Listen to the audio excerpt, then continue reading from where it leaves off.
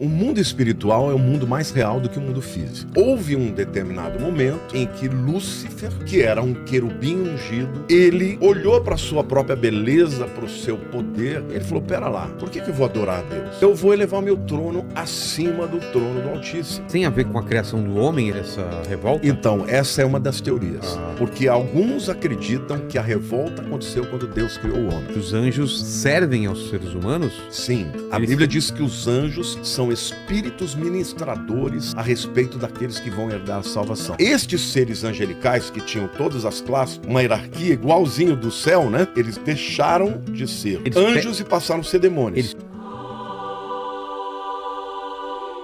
Olha, o mundo espiritual é um mundo mais real do que o mundo físico. Vamos então explicar, existe o mundo físico, que é esse material. Sim. Existe o mundo espiritual e esse mundo espiritual é dividido. É uma outra dimensão. Ele coexiste com o nosso? Coexiste. Está entrelaçado? Por exemplo, Einstein dizia que tinha 11 dimensões. Então é um mundo real, só que ele é um mundo diferente, numa outra dimensão. E a Bíblia chama de mundo espiritual, né? Porque Deus é espírito. Então, Platão também dizia que o mundo verdadeiro era o mundo espiritual, não é? A Bíblia fala que o mundo espiritual existe, Deus é espiritual, os anjos são seres espirituais e Deus criou a matéria, criou o universo também. Agora, eles interagem, só que eles podem ver a nossa realidade, nós não podemos ver a deles. Não temos acesso. Não a não temos ser acesso. que seja por intermédio de alguns seres... Não, Deus permite, abre os olhos, dá uma visão espiritual. Existem pessoas que têm essa capacidade, esse dom de ver o mundo espiritual. Agora, o que a Bíblia diz a respeito dos seres angelicais, e aqui a gente vai falar de uma série de anjos diferentes, que na verdade a palavra angelos, que da onde vem a palavra anjo, significa mensageiro. Mensageiro? Então é só um tipo dos seres espirituais, tem muitos tipos. Agora, a gente vai para efeito de uma explicação mais prática, nós vamos falar de tudo. Nós vamos falar de tudo como anjo. Então, por exemplo, serafins, querubins, tronos, principados, potestades, tudo vamos falar de classes angelicais. Todos são anjos. São seres espirituais, que a gente vai chamar de anjos. Tecnicamente não são anjos, mas são seres angelicais, vamos dizer assim. E a Bíblia diz que houve um determinado momento em que Lúcifer, que era um querubim ungido, que era o chefe da adoração no céu, ele olhou para a sua própria beleza, para o seu poder, para a sua refulgência, e ele falou, pera lá, por que eu vou adorar a Deus? Eu vou adorar a mim mesmo. Eu sou demais. Eu vou elevar meu trono acima do trono do Altíssimo. E no momento em que ele fez isso, ele não só se rebelou contra Deus, como ele convenceu 1/3 dos anjos, dos seres angelicais dos céus, para seguirem nessa rebelião. Como você imagina que foi isso? Teve uma reunião? Claro, é óbvio que não é no nosso estilo, né? Porque hoje você tem que falar, não, eles se comunicam por pensamentos e são seres de outro nível, né? São muito mais poderosos, muito mais avançados, são seres primevos, muito mais antigos, né? A Bíblia diz que eles cantavam, as estrelas cantavam quando Deus estava criando o universo, no livro de Jó fala. Então Deus criou os seres angelicais antes de criar o universo. Então, quando ele convence esses seres de se juntarem a ele, Deus vem e dá um basta. E Deus derrota Satanás, ordena que ele seja lançado, não só para a terra, mas para o profundo do abismo. Qual é a... Porque é dito que a gente é a imagem e semelhança de Deus. Sim. E os anjos? São o quê? Os anjos, veja, por que nós somos a imagem e semelhança de Deus? Porque Deus é espírito. Porque Deus também tem vontade e tem livre-arbítrio para decidir fazer o que ele quer. E Deus compartilhou com o ser humano não só a natureza física, mas a natureza espiritual também. Então Deus é espírito, a essência de Deus é espiritual. Nós também, embora tenhamos um corpo, habitemos num corpo, nós somos espírito. Então, o ser humano é corpo, alma e espírito. A alma é a psique, a mente, o intelecto. O corpo é a sede dos 5 sentidos, mas o espírito é a parte imortal que vai viver eternamente. Esta alma do jeito que ela é e também este corpo vai ser transformado. Não vai ser exatamente como é agora, mas o espírito é eterno, porque ele foi feito à imagem e semelhança de Deus. Os anjos, eles são criaturas de Deus, mas eles não têm na Bíblia nenhuma menção de que eles sejam feitos à imagem e semelhança de Deus. E livre-arbítrio, já que o livre-arbítrio eles tinham. Tinham também, claro, vontade. Tanto é que a Bíblia diz que ele era perfeito nos seus caminhos até que se encontrou iniquidade no seu coração.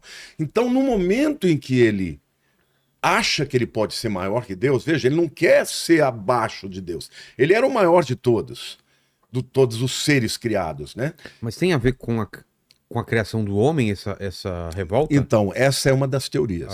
Porque alguns acreditam que a revolta aconteceu quando Deus criou o homem. Então, isso seria logo depois da criação do ser humano e já havia criado o planeta Terra. Né? Faz, porque de repente ele vê Deus criando um ser à sua imagem e semelhança e fala, meu Deus, agora eu vou perder meu lugar. É. E aí ele teria se rebelado. E os anjos servem aos seres humanos? Sim, a Bíblia diz que os anjos são espíritos ministradores a respeito daqueles que vão herdar a salvação. Eles foram criados para serem uma interface entre Deus e os homens. Entendi. Então o mundo espiritual, na verdade, ele é muito mais antigo, mas ele existe também para fazer com que os seres humanos cumpram o seu propósito. Mas uma coisa que é importante a gente dizer, que quando Lúcifer cai, estes seres angelicais que tinham todas as classes, uma hierarquia igualzinho do céu, né? Eles viram demônios. Automaticamente? Automaticamente. Eles deixaram de ser eles anjos e passaram a ser demônios. Eles perdem algum poder ou eles perdem Não. a... Eles perderam a glória de Deus. Ah, tá. Mas como se as capacidades que eles tinham, eles mantiveram. Foi retirado deles o Espírito de Deus, a vontade? Não, o Espírito de Deus nunca esteve neles. Essa é uma outra diferença. Então, isso que eu no ser humano, o Espírito de Deus está, mas nos anjos, não. Você entendeu? O que acontece? Eles perdem aquela alegria, o amor, porque nada disso pertencia a eles. Eles estavam na esfera da glória de Deus. Eles estavam rodeados por esse poder, por essa Pelo glória. Amor, pela alegria. Quando eles se afastam, eles perdem. Aí eles são seres que odeiam, são a antítese, antagônicos a Deus. Deus é amor, Satanás é o ódio. Deus é a verdade, Satanás é o pai da mentira. Deus é a alegria, eles têm muita angústia. Então veja, se no reino de Deus todos se amam, todos se honram, se respeitam, no reino das trevas, os demônios se odeiam, competem entre si. É? Eles odeiam os seres humanos a quem Deus ama, mas odeiam entre si também. Tem ego, tem... Tudo, ego, ou seja, tudo aquilo que é antagônico a Deus, eles têm de maneira exacerbada. Entendi. E aí criou-se, então, estes dois reinos. A Bíblia chama por exemplo, se ele tinha um cargo, uma hierarquia aqui, ele vai ter uma Manteve hierarquia aqui. Manteve aqui. Manteve. Tá. Só que, por exemplo, tem gente que confunde. Por exemplo, arcanjo como se fosse uma coisa e principados outras coisas. E não é? É a mesma coisa. Porque a palavra no original grego é arquê. Tá. Arquê. O que é? O que é o arqui-inimigo? É o principal, é o maior. É o maior. Mas o que é uma arqueologia? É o estudo das coisas antigas, porque arquê é o primeiro. As primeiras coisas. Vê se você acha, Lênin, alguma hierarquia pra gente colocar aí pra ir começar falando. Então o que acontece? A Bíblia chama de principado os arcanjos que viraram principados demoníacos. Entendeu?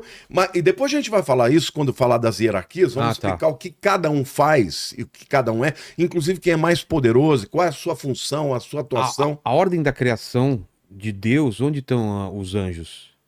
Na ordem da criação das coisas, do universo? A Bíblia fala que quando Deus estava criando o universo, os anjos, que chamam de estrelas, lá no livro de Jó, cantavam, então, rejubilando. Eles já eram anteriores a isso. Tá. Anteriores a isso. Ou seja, Deus é eterno, sempre existiu, mas quando ele cria os anjos. Tá. E depois, então, vem a criação do universo. Agora, no momento em que eles caem, começa uma batalha do reino de Deus, que a Bíblia fala de império das trevas e reino do Filho do seu amor. No reino do Filho do seu amor, você entra porque deseja, porque quer. No império das trevas, você não tem opção. No reino do Filho, você é um súdito de coração. No império das trevas, você é um escravo de Satanás. Então, a Bíblia chama de império das trevas e reino do Filho do seu amor. Estes dois poderes antagônicos, eles lutam entre si. E vão lutar até o final dos tempos. E no final dos tempos, a gente sabe que Deus vai dar um basta, vai lançar Satanás no lago de fogo, onde ele vai estar para o resto da eternidade, assim como o anticristo, o falso profeta e todos os demônios. Aliás, a Bíblia diz que Deus não criou o inferno para os homens, mas criou para Satanás e para os seus demônios.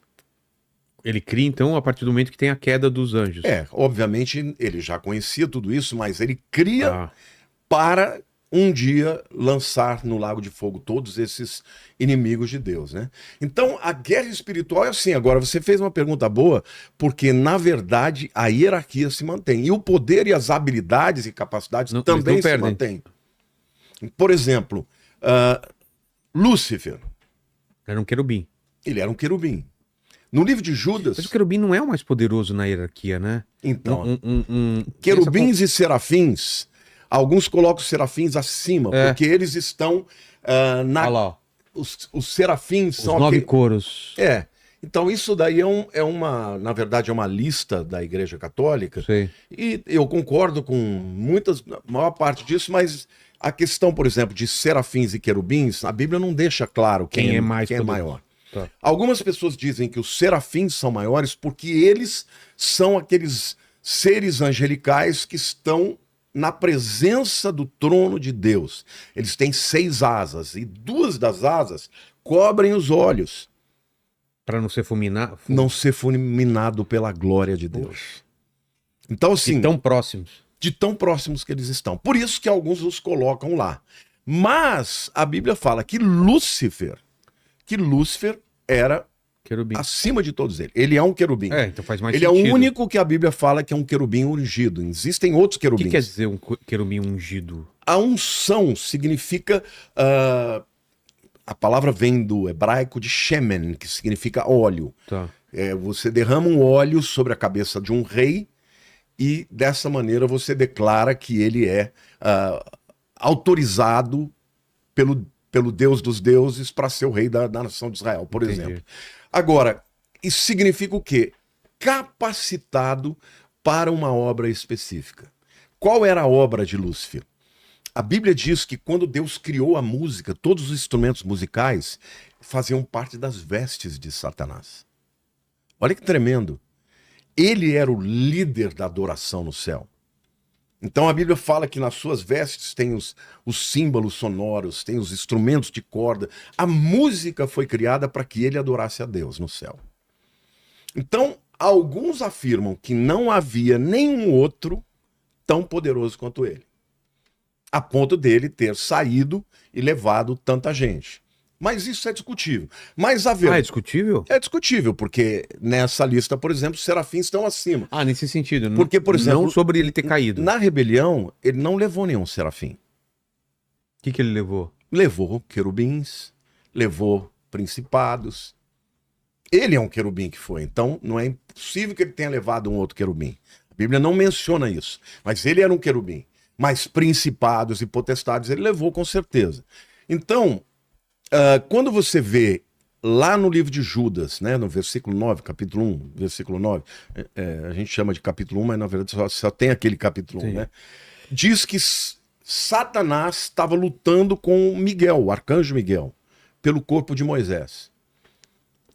E o arcanjo Miguel... Sempre coloca o Miguel como o que luta com Satanás. Por quê? Porque ele é o mais poderoso? Porque, assim, na verdade, Miguel, ele é o príncipe de Israel. Nós, quando falamos de principados, a gente vai perceber que eles têm uma jurisdição geográfica, territorialista.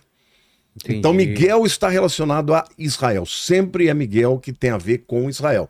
Como Moisés era o grande legislador, E Satanás estava querendo o corpo dele. Moisés morreu e ele queria usar o corpo dele. E a Bíblia diz que Miguel entrou em luta contra Satanás. Mas a Bíblia diz que Miguel não ousou usar nenhum juízo difamatório contra Satanás. Ou seja, ele não foi na sua própria força. Ele disse, o Senhor te repreenda. Ou seja, aparentemente ali, Lúcifer é maior do que Miguel. Ah, é? É. Mais na força de cada um. Entendi. Mas Miguel, quando ele invoca a força de Deus, ele vence. Então, naquela batalha, Miguel ganhou e não deixou Lúcifer levar o corpo de Moisés. Muitos acreditam que se ele levasse, ele ia fazer o povo idolatrar, ia fazer Moisés ressuscitar, fazer alguma coisa para que ele pudesse usar aquilo contra Deus, né? Enganasse o povo. Então, assim, na Bíblia, Satanás parece ser o mais poderoso, não só do império das trevas, mas de todos os seres que foram criados. Mas não é, vamos dizer assim, errada a interpretação de que serafins sejam maiores do que ele,